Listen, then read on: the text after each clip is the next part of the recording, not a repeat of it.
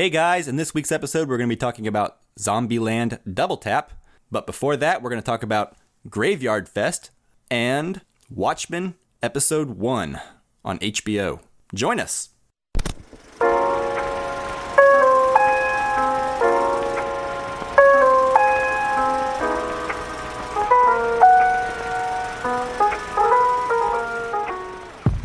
Hello and welcome to the Casual Cinecast, powered by Cinelinx.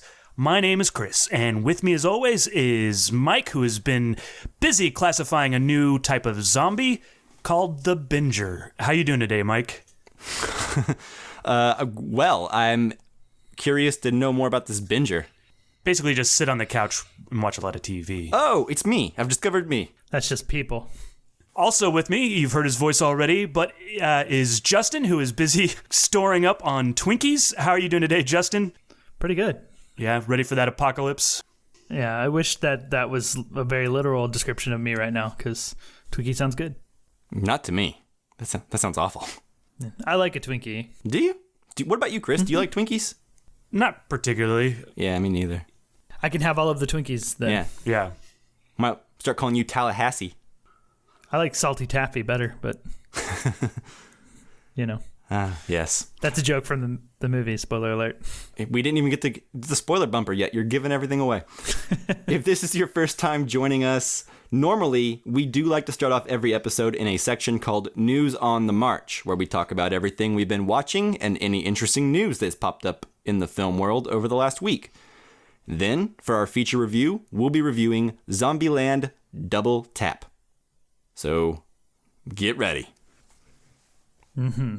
All right, guys. And in honor of ZombieLand Double Tap, I have a question for you. Oh, boy. Yeah. Yeah. It's been about 10 years since this happened, the first one. So what is your favorite sequel that took over 10 years to come around? Oh, Jesus. What a specific thing to think about. I know. Okay, well, maybe it's easier then. Last 10 years. No, that's good. Okay, fine. Any sequel that took over 10 years to come out, no matter what year. I've got mine. Should I go? Yeah, Yes, go ahead please. and go. Let me figure out mine. All right. So it was a toss-up. I'm going to go with 2. I'm going to cheat. But it provides you guys more time to think. That's why I decided to do it. Okay, so Excellent. First one, Blade Runner 2049. Yeah, good for one. sure. Yeah. Movie that I was not wanting, was not expecting, actively disliked the very idea of it all the way up until it hit opening weekend. Like, even the trailers didn't sell me on it. The director, who I like, didn't sell me on it. But when it finally arrived, it was so much better than it had any right to be. It didn't spoil any unanswered questions from the first one. Mm-hmm. And it got fan service right.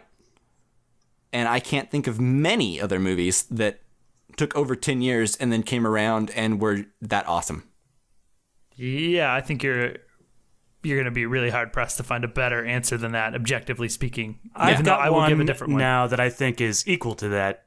Then I better hurry and give my better. second one, so in case you You better not steal it, Mike. steal it. It's 4 words. Okay. It's a 4-word title. Oh, good. You didn't steal mine. Okay. Oh, Mad wait, Max maybe you Fury did. Road. Dumb and Dumber 2. Almighty, you stole it. It's 4 Dumb and Dumber words. 2. That was my guess. That's 4 words. Dumb and Dumber Did I get 2. it? What were you saying, Justin? You're having your own conversation right now. Yeah, I think so. Mad Max Fury Road, a lot of fun, really well filmed action, beautifully. It's utter chaos, but in like the best way. It's like Road Warrior 2.0. They made a sequel to the best Mad Max movie, and I think it's a lot of fun and it's pretty. All right, so Yeah, it's a good answer. thank you. So that is 2 movies that sequels took over 10 years to come out. So have I given adequate time? Yeah, I got mine. Okay, Chris.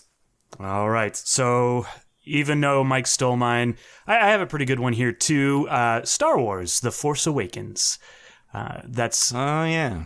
took over didn't 10 think about years that to one. come out. Yeah. I mean, because we did get the prequels, but it was still 10 years between the prequels and The Force Awakens. But yeah, that's a really fun movie. Calls back to the original a lot, but I think in ways that make it different and good. So Yeah. Well, and technically that's a sequel to Return of the Jedi. True. So, yeah, it's even So longer there's than like 10 years. 30-ish years or something like that between sequels. So it's a good call. How about you, Justin? Well, difficult. I have two choices. One that it's a film I really like, kind of, guilty pleasure-ish, that took a while to come out, and that would be Clerks 2. Mm-hmm. Because I actually enjoy that film, even though, there's some things that aren't great about it, but... Like Kevin Smith's wife? Yes. And scenes with donkeys that are weird. But I don't know. I like the film, and that took a while. The other one that I think is maybe a little more objectively a better film, a film I can be prouder of naming, would be Escape from L.A. Nice. Yeah. Came out in 1996, and Escape from New York came out in 1981, so there's a good 15-year gap. 10-year-old me would have loved that answer. I was 10 years old when that movie came out, and I used to love the Escape From movies. I used to watch them back to back when I was a little kid. In Escape from L.A., I loved the surfing scene. It's so totally corny and terrible now, but we're like, Snake Plissken has to like surf his way out of there, and oh god, who is it Peter Fonda that teaches him how to surf? I don't know. I think it's Peter Fonda that teaches him how to surf, and then he gets it right away, and then jumps off the surfboard onto Steve Buscemi's speeding car. Beautiful. Yeah. Oh, great answer. I love it. Yeah. Thank you. Well, now that we've thoroughly had a discussion about sequels.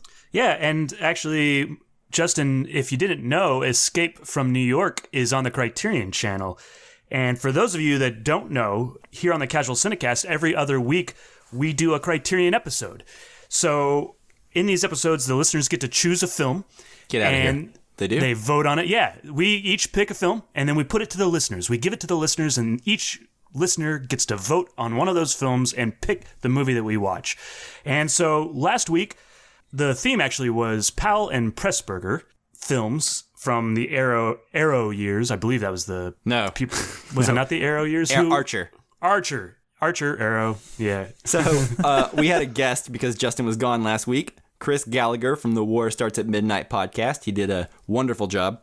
He came up with the theme of Michael Powell, Emmerich Pressburger films from the time they were in the Archers for their Criterion films. And so those options were Black Narcissus, chosen by me, The Red Shoes, chosen by yours truly, Chris Reeves here. Thank you. You're welcome. And then Chris Gallagher chose The Life and Death of Colonel Blimp.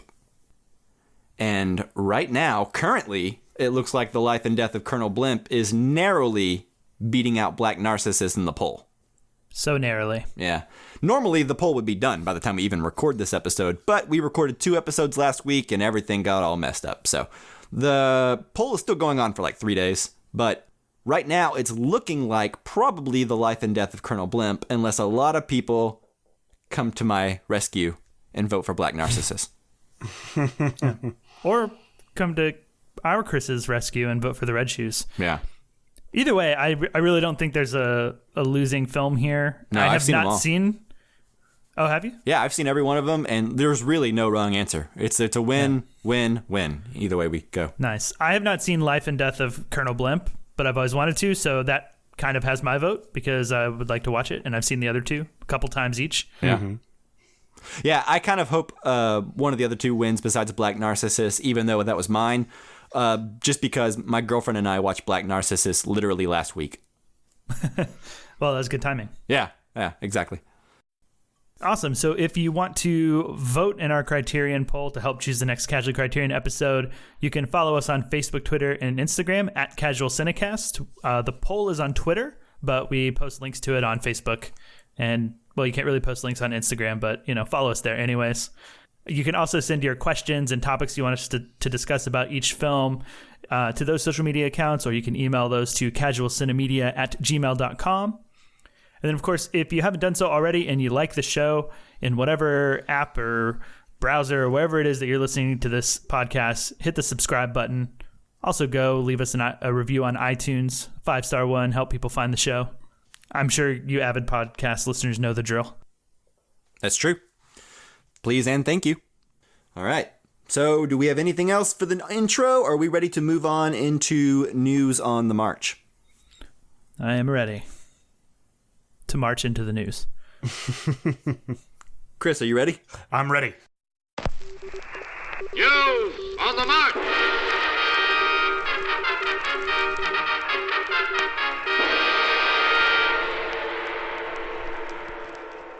All right, guys. It's been a pretty busy week, but I know for sure one of us at least had a pretty awesome weekend. Justin? No. You, Chris. You. I mean, Justin saw Swan Lake, so... What's that? It's true. It's the ballet. Oh, I know that. I know. You told me you were going to ballet. Just kidding. I knew that. No one cares. Chris. Just kidding, Justin. I care. Thank you. You're welcome. But Chris, how was your weekend, sir? Yeah, my weekend was pretty fun, pretty tiring, but a lot of fun. So the Houston Alamo Drafthouse close by me did a thing that they hadn't done before. It's called the Graveyard Fest. It was a film festival that took place over about 4 days. Started Thursday night with ZombieLand, double tap, and 17 movies later ended with VFW on Sunday night. So it was 18 movies long, 6 movies on Friday, 6 movies on Saturday, 4 movies on Friday, and 2 on Thursday. So it was just a mass amount of movies. There's like 3 filmmakers there. That was pretty cool. So we got some Q&As. Saw a bunch of films that haven't come out yet. Some that won't come out till next year. It was just a really great experience. Let me ask you guys, have you guys done anything like this before? This was my first experience at like a festival of some kind or another. The other thing I was going to ask you guys was, what would you say is like the most movies that you've watched in like a 4-day or a week-long period? Oh, goodness. Well, I've never been to a weekend-long festival that lasted multiple days. There were times whenever I was a younger man with nothing to do, like during the summers in between classes in college, where I would literally watch 5 or 6 movies a day. Yeah. But just be at home. Not in like a movie theater festival type setting. Yeah. What about you, Justin? Well, I've been to film festivals before. Most of the ones I've been to, I had films that I had worked on or a film that I had directed in the festival, right? So I would watch things, but I also made it a point to more like talk to people and network. So it wasn't all about the film. So I never at any of those festivals would like spend a whole day watching films. I might squeeze in like maybe 2 per day while I was there. There were times back in those college days too, Mike, that we would go, and the most I ever watched in a day was like there was one time we went to the theater and we saw 4 movies in a row. Oh yeah. Yeah. We had a few of those days too. Yeah. Yeah. So that's probably the most I've ever watched like in a single like session. Yeah. Well, because we would, we live in Texas, and anyone who doesn't live in Texas who is listening to this, I don't know if you know this, but Texas is very big. And yes, it is. It's like 5 states wrapped in one, or it's like 3 Englands size-wise crammed together. So, Justin and I went to college in like East Texas, right? But Dallas was like the closest place that would get good movies in the theaters. So when we were in college, we would have to drive like 2.5, almost 3 hours just to go see movies sometimes. And we'd have to make like a whole day out of it. So right. Sometimes we would have to like really plan it out. Figure out all the different like combinations of movies and showtimes to squeeze in. But you didn't have to deal with that, Chris, right? Because they just kind of showed everything back to back. Yeah, so I guess this wasn't necessarily like a typical film festival because there wasn't multiple screenings of the same film. It was just essentially 18 movies, and everybody went to the same theater, came in and out. The tickets were on sale individually, so you could come in and go out, like if you just wanted to watch one movie, and I actually had a friend that joined me for 2 movies at some point during the festival. But yeah, it was a lot of fun. So there was Graveyard Fest, so it was definitely more like horror-centric, which isn't necessarily my thing, but I feel like is becoming more and more my thing because I think those movies can be a lot of fun. There was some like really interesting films in there. We got to watch one called Centipede Horror, which is like a 1980s Hong Kong film about a shaman type person that can control centipedes and make them attack people. And kill them. Sounds mischievous. Yeah, it was a lot of fun. And there's a great chicken battle. Like they used these chickens. These two shamans were basically battling each other. And one of them was using the spirits of dead chickens to fight the other one. So it's just like this really off the wall, like weird film, from 30 years ago or so. And so there's films like that are interesting and different from what you would normally see. Like necromancy cockfighting? Yeah, essentially that, yes. Interesting. Yes. And then centipedes were in there as well. Yeah, definitely. It'd be an interesting film to watch. I don't even know that it's available or been released in the United States. It was just made like through the American Film Archive. Like they just redid it, so it might become available soon. And it was interesting too. So they had like 2 different sets of subtitles on there. I don't know any Asian languages, so I don't know what the first subtitle was, but the second one was English, and and it was difficult. Like they didn't have the black borders, so oftentimes the subtitles would blend in with the background, and so you couldn't read the whole thing. And then there was like a bunch of misspellings, and they would always say like, we got to go to Southeast Asia. I'm like, I don't know, what is Southeast Asia? Like, so that's like so all vague. That, yeah, all of that like added to its charm and making it interesting. So like that was probably the most unique one we watched. Like, you guys want to hear my top 5 movies at the festival? Sure. Yeah. So have you guys heard of? There's a movie called VFW. I think it premiered at South by Southwest recently. No, I have not. Well, so this movie, think Assault on Precinct 13, except for a bunch of old grizzled Vietnam veterans fighting off like a group of drug-addled like Mad Max type zombies, and you get VFW. And so it's excessively gory, and a lot of fun. John Carpenter is definitely a strong influence on this film, and it's worth a watch. The other one that I really liked out of the 5 was Why Don't You Just Die? And this movie was described to me before it started as Looney Tunes with consequences. It's about a boyfriend that goes to kill his girlfriend's dad, and then basically chaos ensues and lots of crazy violence, like over-the-top violence. And this movie was a lot of fun as it's kind of a mystery as to what's going on in there, and you slowly, more and more things get revealed. It's a Russian film, and it was really great. The third one was a movie called Sweetheart, and it's a new film by J.D. Dillard, who actually is rumored to be directing a remake of The Fly, and he was actually at the film festival and did a Q&A, and he's a really interesting guy. Like, I really enjoyed his Q&A. But this movie is about a girl that gets castawayed on an island. Basically, she's the only one on this island, and she has to fend for herself, and then it turns out that maybe she's not the only one on the island. Might be some other stuff going on. So I don't want to spoil anything with that, but it's really good, and it's... Sounds like Lost. Yeah, Lost in an hour and 30 minutes. But it's really fun, and I thought it was really well done. A lot of these kind of had lower budgets, and for the budget that he had, it looks really good.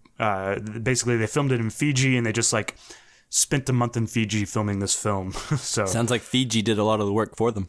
Yeah, that's probably true too. Another film that we got to watch was The Lodge, which I've been actually looking forward to. This is probably the film I was looking forward to the most at this festival, and it's Riley Keough is in this, and I like her. Yeah, I like her a lot. And the more I see of her, the more I like her, and the more I want to see more of her. This is a really good movie. She plays a soon-to-be stepmom, and she gets stuck in the lodge with her 2 stepchildren, and things ensue. It's very much like Hereditary, like slow building, like a slow burning thing, and you don't know exactly what's going on, and you're trying to figure out the mystery of it as you follow along. But I really enjoyed it. I thought it was really good. There's one thing that kind of didn't make a lot of sense to me, or like that may be a thing that you have to forgive the film because everything else is so great. And actually, this movie comes out next February, and I hope that we get to talk about it in more detail on the show. And then the last one that I really liked was this movie called Attack of the Demons. And this was an animated film done in the style of the original South Park. So it was the paper animation, I guess. I'm not exactly sure what that's called. I think it's just stop motion animation, right? Is it? Yeah, but with paper instead of like claymation or whatever. Same principle, though. Yeah, this was directed by Eric Power, and it's beautiful. This film with this stop motion animation on it is really great, and it's funny. There's a bunch of characters I think that are really funny and interesting things that are happening in there. So a bunch of good films that I got to watch. Awesome, and this was Graveyard Fest put on by Alamo Drafthouse, right? Yeah, down in Houston. Well, all right. It sounds like a good time. Sounds exhausting, but, worth it to see a bunch of films. Like you said, that, you wouldn't go see normally. So, that's part of the fun is just, buy the ticket and take the ride. All right. So I'm glad you had fun, Chris. That sounds like a really fun time. I'm jealous. Yeah. Maybe next year, one of you guys can come down with me and we can do it together. That would be fun. I'd be down for that. Let me know in advance, and I'll probably try to make it happen. Yeah, they did say for sure that they're going to do one in 2020, and the rumor is it's going to happen in the spring. So probably about 6 months from now. All right, well, keep me posted. Will do. Yesterday, as we record this, a new show premiered on HBO called Watchmen. And this is a show that we have talked about a couple times leading up to this premiere. And have you guys watched it yet? Yes. Sure have. Yeah, okay. So, me too. So, I wanted to go ahead and give our thoughts real quick before we move into our review.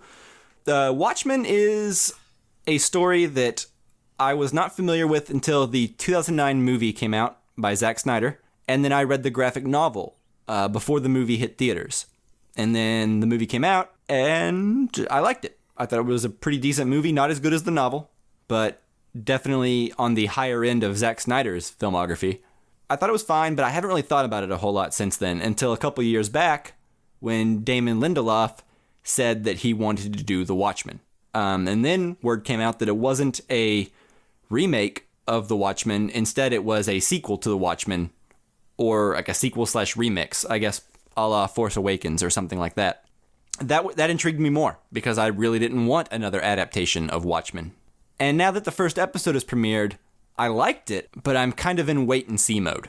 It's intriguing, but I also don't know that it's the same story yet as the graphic novel. I don't know that they've earned the name Watchmen yet, because it seems like they're taking other issues and putting those at the forefront, and the issues that were front and center in the actual novel of Watchmen are no longer socially relevant. So it's like they're trying to update it for a 2019 time frame, but I'm not sure yet if it's going to be smart or thoughtful or intelligent enough to merit the IP of Watchmen. Does that make sense? Yeah, I mean, Watchmen as a IP has a lot to live up to. I mean, the movie had a lot to live up to, right? Just based on the graphic novel, and now there's a pretty good movie and a great graphic novel that this one has to live up to. So, well, right. We say pretty good movie, you and I, but a lot of people don't like that movie. They don't like Zack Snyder. They don't like his sensibilities. They don't like Watchmen as a movie. And I actually think, I think Chris is one of those guys. Yeah. Well, a lot of people don't like a lot of things that are good, so, it's okay. No, but Chris, so you watched the show, you watched the movie. You're not as much of a fan of the movie as Justin and I are. What are your thoughts on episode 1 of Watchmen? Yeah, I'm not as big of a fan of the movie as you guys are. I think Zack Snyder's really good at duplicating images from the comic book, but I don't know that he does a good job of conveying the ideas in that comic book. Disagree? Agree to disagree. With this episode of the TV show Watchmen, I can understand your hesitancy to put it in with the other Watchmen and see how it feels. They're definitely updating it into a different social situation. Well, it's like it's like trading out the social issues that the series or the IP was founded on for different social issues that. And I think those social issues are up front in this first episode. I think this is but a snapshot of what the 9 episodes of this series will be. And I think the world will slowly begin to open up, and we will get more world building that happens, and we will see more things in this bigger world. I really liked this episode. I thought it was really well done. And I like Regina King in this episode. I liked how it opened up. And until recently, I actually have a friend that lives in Tulsa, Oklahoma, or grew up there. And that is a fascinating story because it opens up with this Black Wall Street massacre that happened. The race riots of 1921? Yeah, it was an actual thing. They actually had airplanes bombing Black Wall Street. And there was a bunch of, I guess, well-to-do African Americans, and the white people, I guess, they wanted their land because at the time they had bought it for cheap, and they discovered that there's oil on it, and so the white people wanted their land and found a stupid reason to attack them. 300 people died, and then they covered it up and didn't talk about it until sometime around in 2000. I actually saw an interview with Damon Lindelof where he was talking about how a lot of the inspiration for this was just him finding out about those race riots and just feeling ashamed that he just didn't know anything about it. And I'm in the same boat. I got to say, I didn't even know these were a thing. I didn't know these existed until They did a great job of covering it up because my friend that lives in Tulsa was telling me about it. And they basically went through the newspapers that they filed away in the archives at the libraries and stuff and cut out the headlines and cut out pictures of carts of dead people, that they were carting off to a mass grave, So wow. They did a lot to cover it up and not talk about it. And I think it's really amazing. All the coverage I've heard and read about this is why didn't we know about this? Everybody feels we do. Is why didn't we know about it? I thought it was just one of those Watchmen universe things. Yeah. It's crazy. Anyways, but yeah, I really like this. And I think it's going to open up to a bigger world and become deeper. I think a revisit of this after you've watched the whole series will actually make it better. Well, actually, my girlfriend and I were talking about watching the first episode again, probably later tonight, because it's one of those things where it's I didn't think I liked it that much, really, but I find myself today thinking about it quite a bit. And then I watched a Screen Crush breakdown on YouTube with Easter eggs and stuff like that. Yeah. And I didn't realize how dense this show was, and I'm just going to have to go back and watch it again, basically. Yeah. Justin, we haven't heard from you. What are your thoughts? Well, you guys have hit on a lot of the things that I think. I think within one episode, they haven't really dove into the show yet. It's I feel like we've just dipped our toes in the water here. It's a first chapter. And there's a lot more to come. I think they did a lot of setting up the current state of the world, or at least this town or whatever you want to call it that we're in. I thought it was really fascinating and interesting, and I personally like the idea that they're changing the issues around, or at least now the issues are a certain thing. I'm sure some of the same things that were big draws to me from the graphic novel and the movie, Dr. Manhattan, they show that Dr. Manhattan is still around and relevant because there's a news segment on one of the TVs. They have a news feed going on 24/7 of him on Mars, basically. But yeah, the Dr. Manhattan stuff, it's really interesting, and I think it'll come back. But I am happy to see, new issues, a world with new issues, rather than come into this world however long it is after the original novel, because we do see a character who I assume is Ozymandias, who's much, much older than he is in the movie and novel. So we're however many years later, if the same social issues and questions were going on, I don't know, it might feel a little less interesting to me. So I'm a fan. Yeah, I definitely agree. I think the world is good to evolve, especially because international conflicts should now be null and void, right? So it makes sense that domestic issues would be more on the rise. definitely. But there's so much world building that I think is really interesting, and I'm hoping we dive into it a little bit more. I don't know if we can be spoilery if we care about that. I think we should go ahead. Okay, so I want to talk about something vaguely spoilery. So, okay.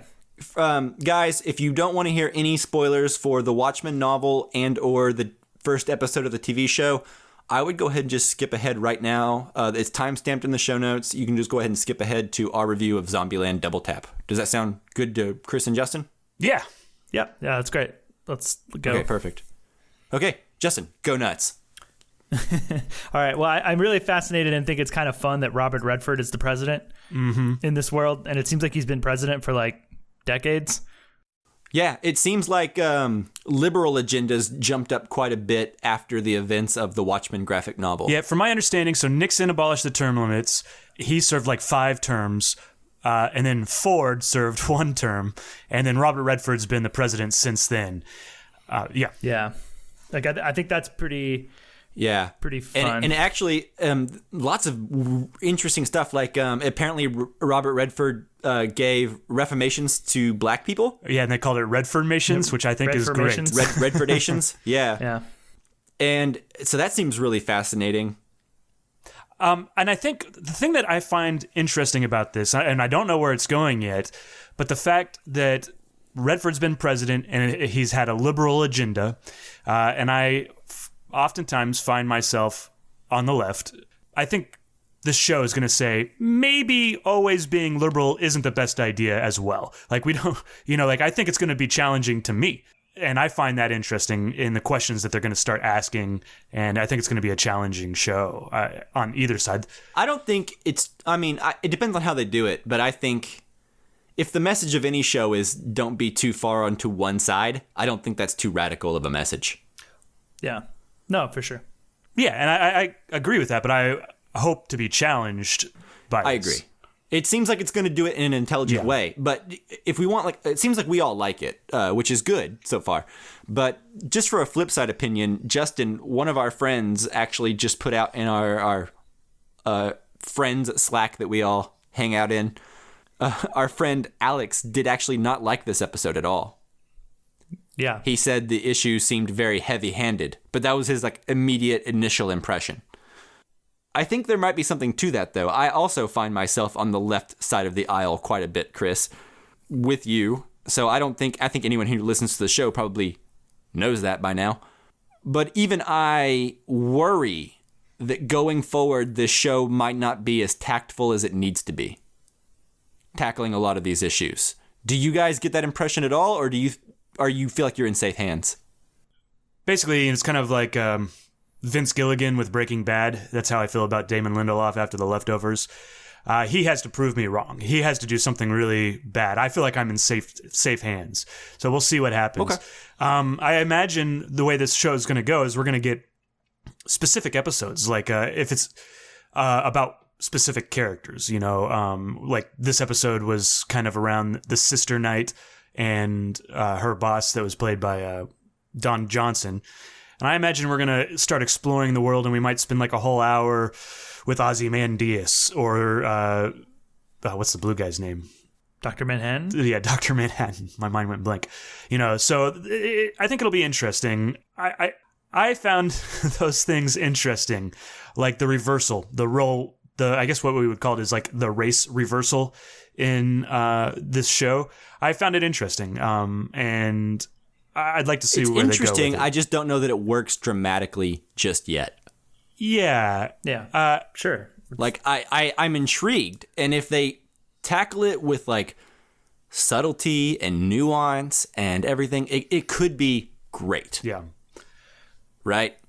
But as it stands in episode 1, there were multiple times throughout the episode where I thought to myself, and this is me, like a mostly liberal guy. Mostly. Not, but like, I just remember thinking several times, like, this is very preachy. Or this, not even preachy, that's not even the right word, because that makes it sound like I was negative on it. It just seems like they're treading on very touchy subjects on purpose. Well, sure. And I want to make sure that they have the intelligence to say something.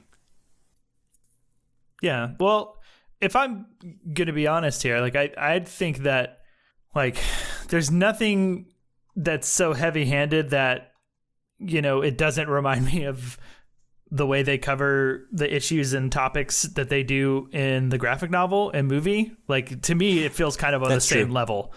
Well, it's hard to tell, right? Because the graphic novel was written in the 80s, about the 80s, and I was born in 87. Right. So it's hard for me to put myself in the time and place of someone who lived through the 80s and knows how heavy-handed the novel felt. Yeah, that's fair. Yeah, maybe it does feel more heavy-handed just because these are issues that are in my very face all the current time. and around all over the place, and like we know it very well. So maybe just any reference to it, it's like, okay, I do understand this issue. Yeah, I mean, I can name you like 5 movies within the last year that tackled similar subject matter. So I'm not opposed to it. I just want the Watchmen TV show to be as intelligent as the novel. And that's what I'm hoping, considering they're jumping into a whole new territory of social issues, which intrigue me. I just hope that they can deliver on all the intrigue, if that makes sense. Yeah, and I think they'll do maybe have these like issues maybe front and center, but I think they're doing some interesting things that are going to exist more undercovered and like less spoken, like in your face. Like, I find it very interesting that Rorschach, who's kind of one of the pretty like morally principled guys in a good way, like in a heroic way in like the novel and the movie. Kind of. He's also kind of a shitty guy. He is, but he kind of, in the end of the graphic novel and movie, is like the one guy that's like, you know, that'll tell the truth. We need to tell the truth to everybody, no matter what, and that's kind of like the thing you want to get behind. But in this world, he's become an icon to these, I guess, white supremacist, whatever they are, like Nazi type people. The 7th Cavalry. The 7th Cavalry, that's their name. So it's kind of a turn of like where what his character might have become based on the end of the novel to the movie, like things like that. I think are like, how does that character end up that way? Yeah, it's like it feels like they've bastardized Rorschach's mantra, but also it equally feels like the place that Rorschach could have gone had he lived another 25 years. Because Rorschach, if you listen to his narration in the movie or read it in the graphic novel, he's not a good dude. And he sees the world in a very demented, disturbed kind of way. Like, he has moral principles like, yeah, child molesters are bad and murderers are bad, sure. But he also has misogyny issues, homophobia issues, etc., you know? So, like, I can understand how his message would be taken by the alt-right 7th Cavalry type people in the show and be turned into maybe something that the actual man himself didn't even intend, you know? Yeah, totally. Which is, I find that very interesting. Yeah. And from my understanding, I don't think that this was revealed necessarily in the first show, but at the end of the comic book, and I think the movie as well, he basically gives this right-wing newspaper the truth. And the end of it, it's like it's like some Breitbart type magazine. And they publish it in this world. So I love, but it's basically considered a off the wall conspiracy theory. And I think the world building and what I love about the show, and I can't wait to see more of it, is what they've extrapolated. So they're like, okay, the comic book ended here. What happens 30 years down the line, you know? And I love how they think through those things. And, you know, like you were talking about with Rorschach, how Rorschach's been adopted by the 7th Cavalry, you know, and different things like that. I really enjoy that aspect of this. I enjoy the world building for sure. Definitely. Yeah, I'm definitely on board for a second episode, though. Like, it sold me enough to keep watching. Then it sounds like we should probably move on. I think so. Yeah. We still have a whole movie to review. Yeah. I could talk more about the first episode of Watchmen, though, than I could the second movie of Zombieland. Spoilers. So this might be shorter than what we just did. Yeah. Maybe Actually, so. I was going to suggest to you guys that we just go straight into spoilers from the top. For Zombieland? I don't know. Sure, I'm in. Okay. It's craziness, but I'll do it. Yeah. Experimentation right here, live on the podcast You're that seeing you're it hearing happen. 3 days after we're doing it. This is how the bread is made. Yep. All right, well, let's go then. Sausage is made. That's the expression. Well, bread gets made too, so. That's true. It doesn't just grow on trees, you know. But it's more pleasant than sausage. It's time to nut up or shut up.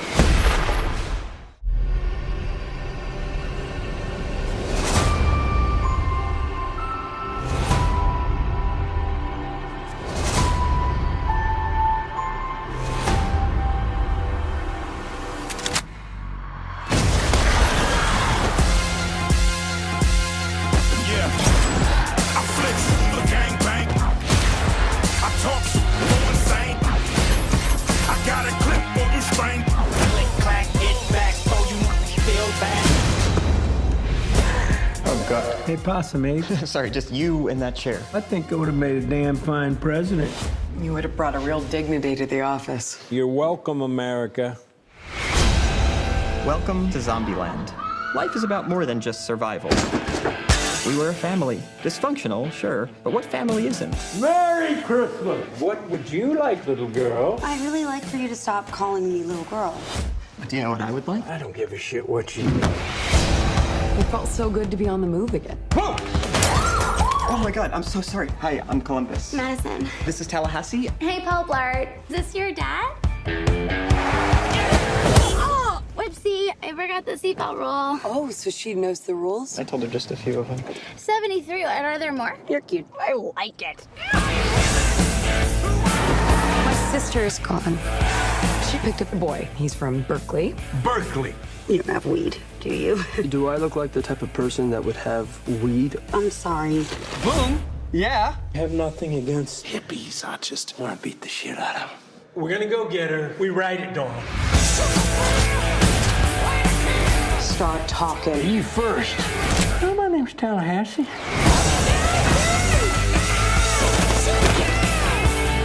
Die, zombie!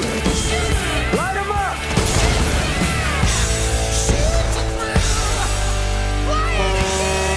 No! That's my ride! Oh, my apologies, little Elvis. Okay, is it me or does he kind of remind you of... I don't like you at all. I think you double parked. Or more perpendicular parked. Hope we don't get a ticket. What is going on here? What? Hello, everyone. Am I hallucinating? All right, guys. So if you just listened to what happened in this episode about 30 seconds to a minute ago, you know that we're going to go straight into spoilers with this film. So no general thoughts without spoilers like we usually do. Straight into spoilers. So if you haven't seen the film yet, pause it now, go watch it, or, continue to listen and get spoiled. I don't know. Whatever you want to do. All right. That is for Zombieland Double Tap, directed by Ruben Fleischer, starring Woody Harrelson, Jesse Eisenberg, and Emma Stone. The IMDb synopsis says, Columbus, Tallahassee, Wichita, and Little Rock move to the American heartland as they face off against evolved zombies, fellow survivors, and the growing pains of the snarky makeshift family. Zombieland 1. When it came out in 2009, I thought it was fine. Pretty good, better than expected. They announced the second one, didn't think too much about it. So I went to go see it, and I don't really like it that much. I don't hate it.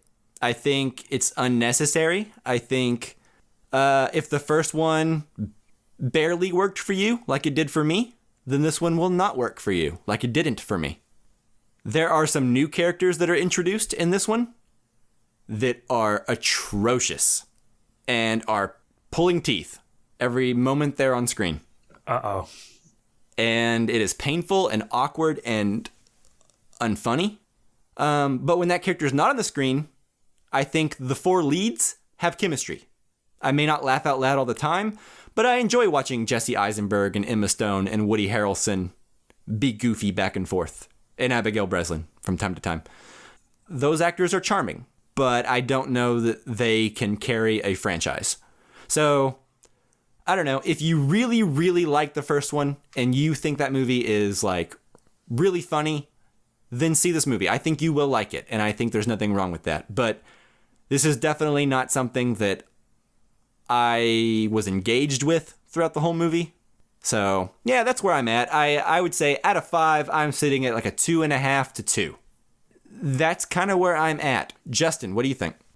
Well, I will start off by saying I haven't had as much time to digest this movie. I know you didn't have a lot of time either, Mike. I had an hour more than you did. Yeah. So I literally came up here to record straight from the theater. So don't have a ton of like things that I've thought about very hard. So I'm very initial reaction is I'm very similar to Same. you, Mike. It's like, I don't know. I found it really hard to get into the movie and find it all that funny. I think it feels a little too similar to the first one without being evolved enough to warrant its existence or like be funny. What's up? Oh, I would just want to add one caveat onto something I didn't say initially. I will say that I think there's an action sequence in the middle of Act 2 that I think is way more interesting than anything that happened in the first one. As far as choreography and staging and blocking and editing goes, I think there's one sequence in the middle of ZombieLand 2 that's actually pretty thrilling and fun. They're in a house. Yeah, where they're in like Rosario Dawson's house. Yeah, and it's all one shot. Or seemingly one shot. Yeah. I actually that's a lot of fun. I didn't like that sequence, to be honest. I thought it was fun. I thought it was like I didn't like it a lot, but it's like an oasis in the middle of an otherwise pretty bland movie, in my opinion. I think it's like that. Just like is not necessarily what I enjoyed about the first Zombieland, because I did enjoy the first one, more so than you probably. I think probably, even though it had a similar vibe to this one. Like I don't think the trailer for Double Tap looked great, but I also didn't think the first one looked great. I actually thought it was going to be a real bad movie, but you know what, we went and saw it anyways, and I was pleasantly surprised. So this one I kind of felt the same about, and what worked for me in the original one was like the humor and the characters, and I feel like the characters in this are a little bit more one note and stretched out over the film rather than like all of the evolution and changing they went through in the first film. And that kind of gets a little old, I think, a little stale. And I think just a lot of the things that they did in this one just aren't as interesting as like each character kind of having their own sort of goal. You know what I mean? Like in the original, like Woody Harrelson wanted Twinkies, right? And Jesse Eisenberg wanted to survive and like get confidence around girls and stuff, right? And I don't know, I just felt that was missing because they were all kind of like together on one mission and we didn't have that growth. And so, I don't know, it felt a little bit, a little bit rushed and not very well thought through. It kind of just felt like it was leaning on too similar of humor to the first one. And I think I am curious which characters you're talking about, Mike, that you like were absolutely atrocious, which I think are your words. Okay, see, so she was not the worst part of the movie for me. The worst part of the movie was the boyfriend of Abigail Breslin, Berkeley. I thought like that was so bad and like unwatchable bad. And at least like the blonde girl. That's how I feel about the blonde. Yeah. Like to me, the stoner guy was just a normal stoner guy. He wasn't even doing like on stoner characters. He wasn't even in like a full 10 of like Bill and Ted or like Dude, Where's My Car? He was at like a 6. So like he was fine. I couldn't disagree. The blonde girl though, it was like bad acting, bad accent, baby talk. Well, yeah, she's like, a horrendous character, but like I enjoyed disliking her. Yeah. I mean, I don't know, guys. I enjoyed disliking her, and it made me laugh when she shows back up later. Yeah. Oh, not me. I was like, as soon as he didn't shoot her in the woods, I was like, oh no, we're gonna see her again. Yeah. Oh no, and I was dreading it the whole time. And then when she showed back up, it was just as bad as I thought it would be.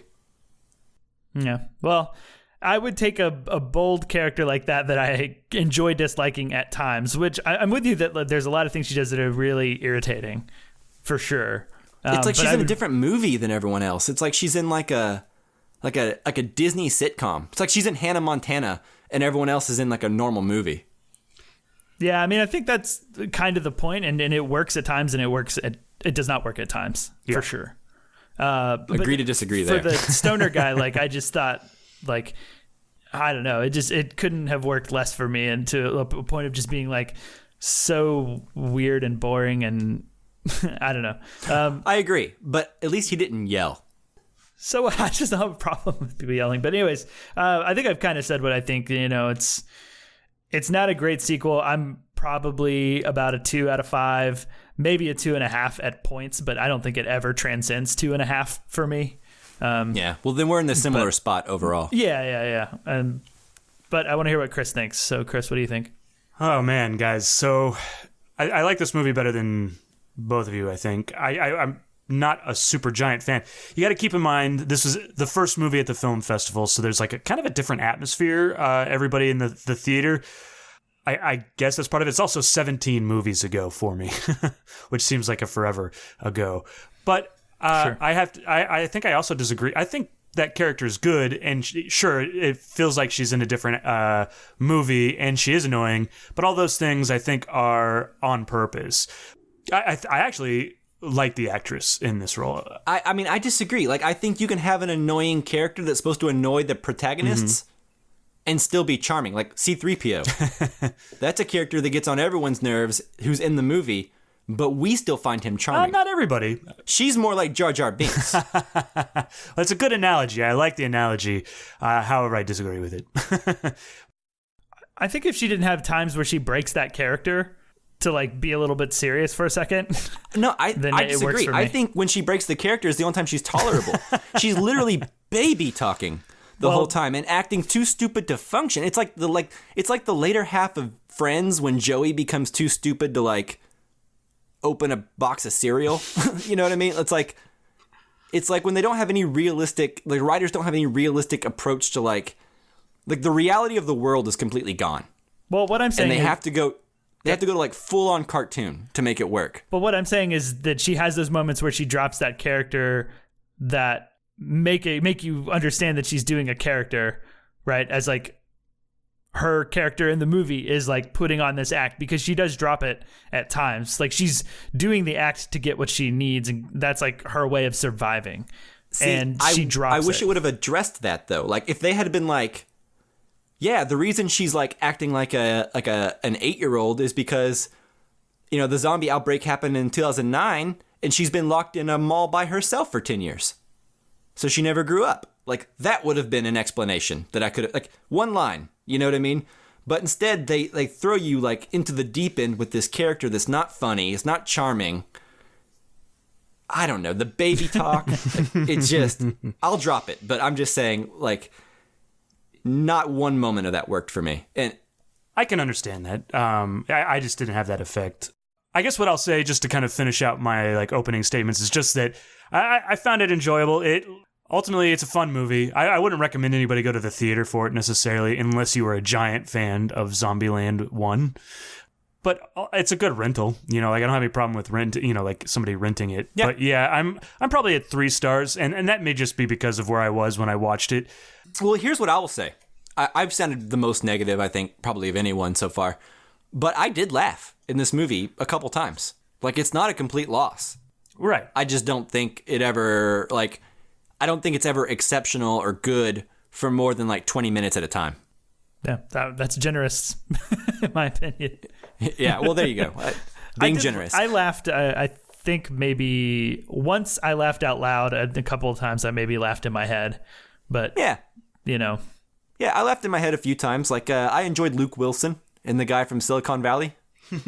I enjoyed the Silicon Valley guy, aka Flagstaff. I liked him and Jesse Eisenberg interacting a lot, and just like really like geeking out over each other.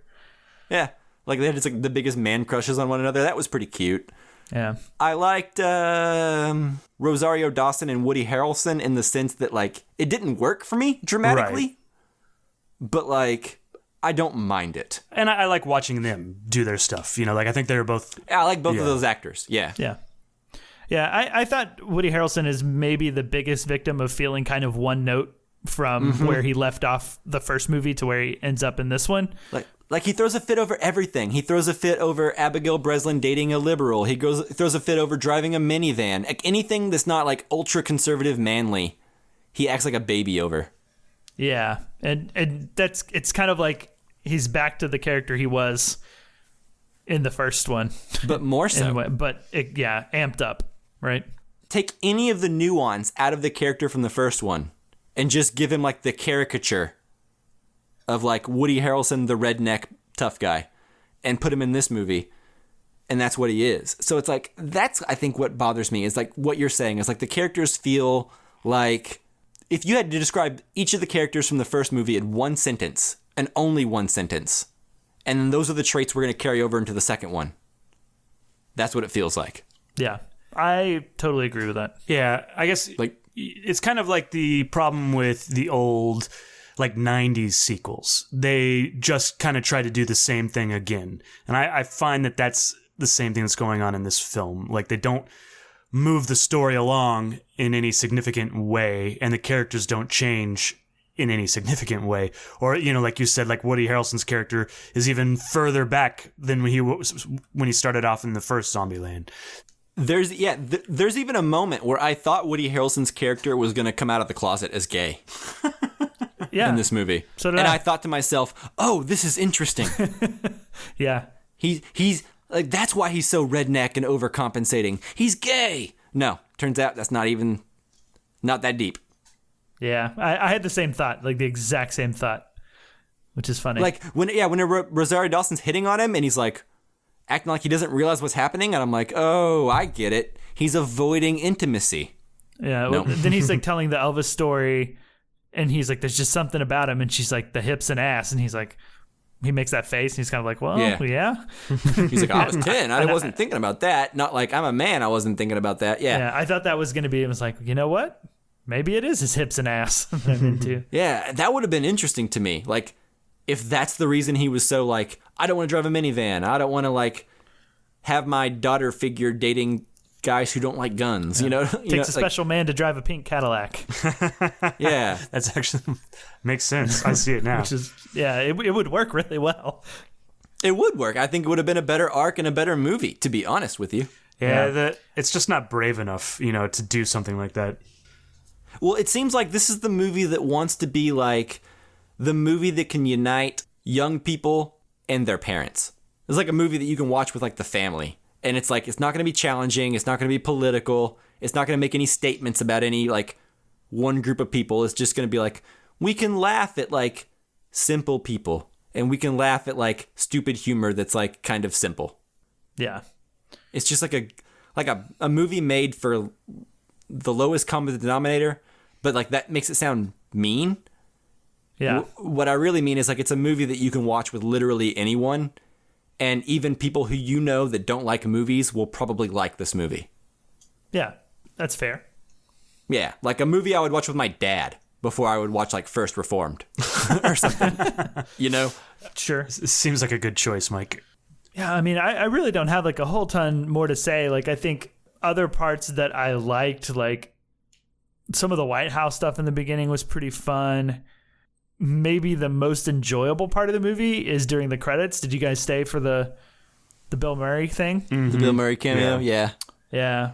Like, I think once that section gets into like Bill Murray fighting off zombies, that was pretty entertaining, and maybe more entertaining and funny than anything else in the rest of the movie. Sure. Probably, yes.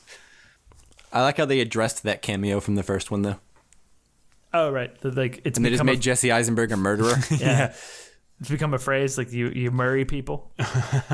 which is my favorite part of the first one, though, because spoilers for ZombieLand 1, whenever he actually shoots Bill Murray, and Bill Murray was like playing a joke on him.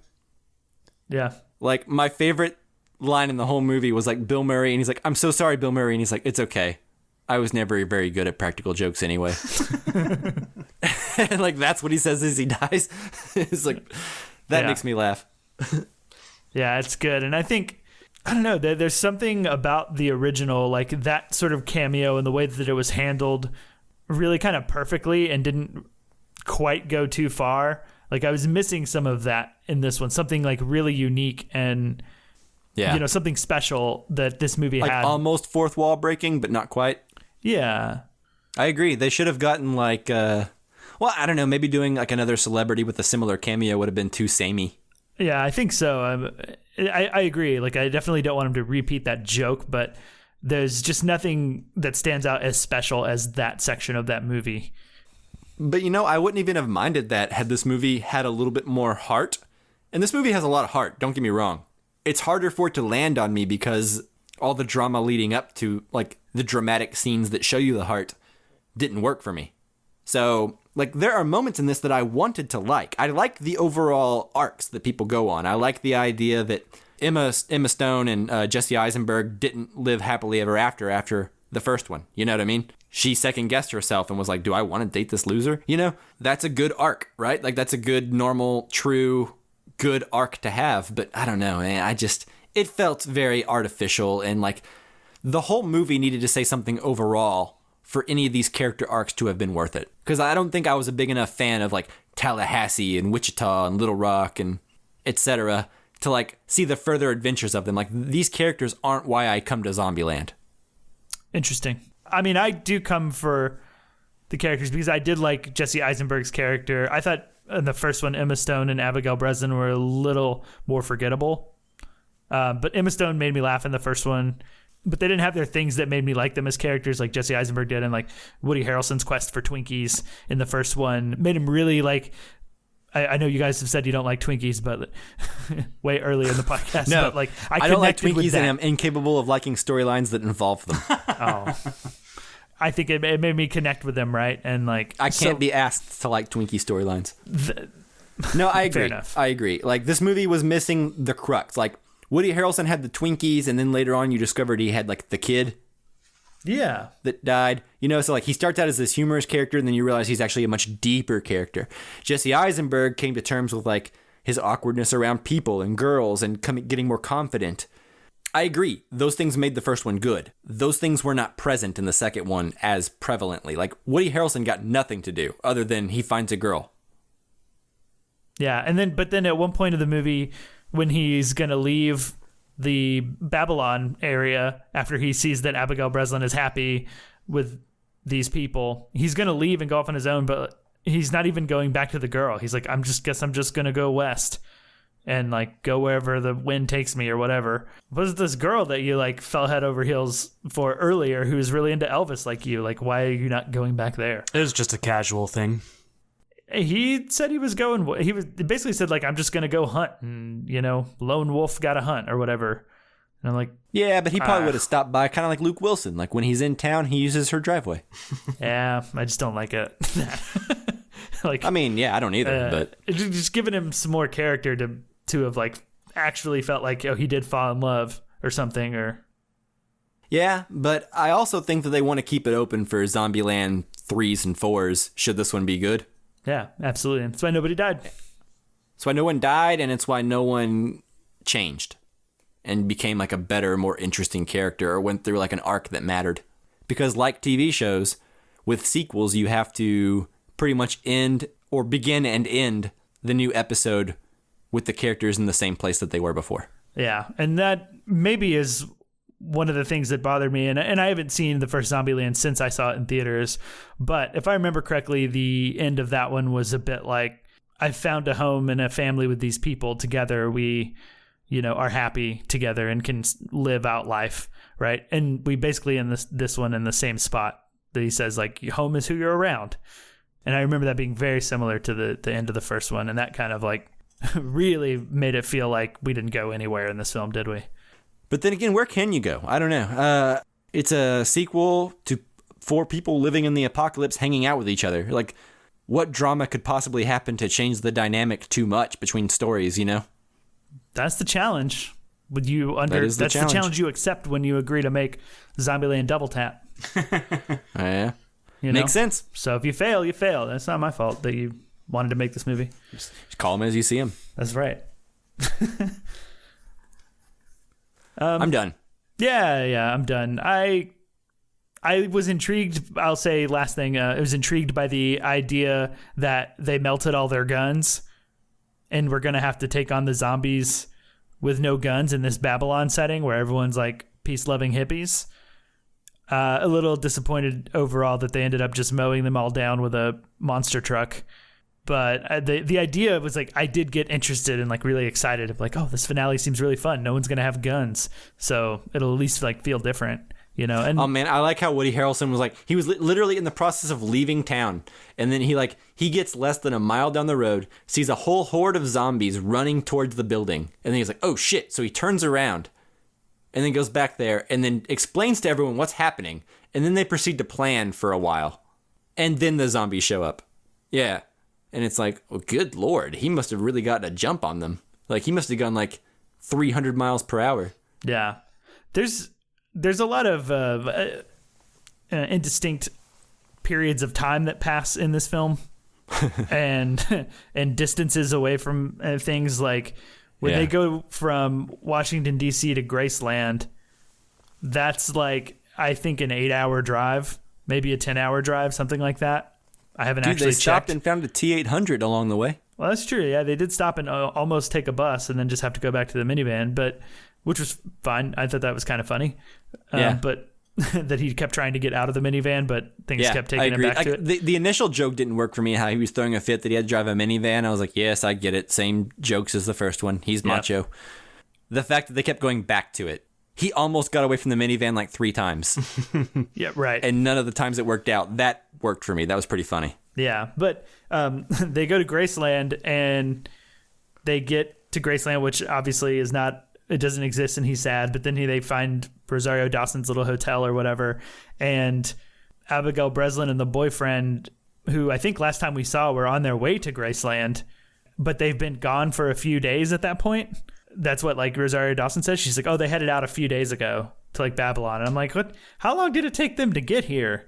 And how long ago did they leave? And like, I was thrown off by that, and I was thrown off when they go to the mall in the beginning, Woody Harrelson and Jesse Eisenberg, and they're like, oh, come on, it's been a month. And I just like really didn't get a good grasp on like these times that are passing, and it ended up confusing me more than anything else. I will say that particular aspect did not bother me at all. I actually appreciated it. I don't want it to sound contrary to you, but like when he's like, it's been a month, I was like, oh, okay. Passing of time. I like how they're establishing that right now. Yeah. So like, I remember like very distinctly as he said that, I was like, they're letting us know.